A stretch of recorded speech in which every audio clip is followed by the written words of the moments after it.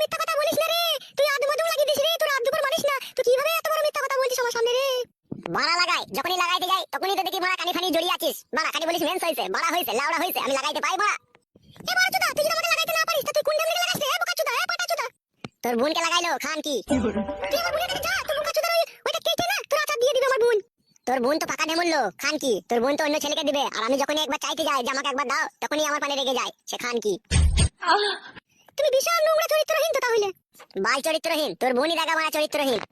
কেলা চোদা, আমার বোন চরিত্রহীন? হ্যাঁ, আমার বোন মনে তোকে লাগাইতে দেয়নি, সেজন্য আমার বোন চরিত্রহীন। তোকে লাগাইতে দিলে খুব ভালো হতো। এ পাটা কুকু, এ বাড়া চোদা। তোর বোন গোটা পাড়া ছেলেকে যখন দিচ্ছে তখন কোনো অসুবিধা হচ্ছে না। আমি দুলা ভাই হই, আমি একবার চাইলেই খাটি দোষ হয়ে যায়, লাইলো। তাও আমি বললাম যে দেখ খান কি, আমি তো দুলা ভাই হচ্ছি, আজ বাদে কাল তোর বিয়ে হয়ে যাবে, তুই পরের ঘরে চলে যাবি, সেই বারো চোদা তোকে লুটে পুটে খাবে। তার মানে আমি তো নিজের লোক হই, তোর বুনাই হই, আমাকে একবার শুরু করে দেখে নেবা, তাহলে আমার তো সারা জীবন তোর ভালোবাসাটা মনে থাকবে। খান কি তা দেয় না, খান কি খাটি লুকিয়ে লুকিয়ে বেড়াবে, আমি আবার ফোন করলে ফোন তুলবে না, খান কি আবার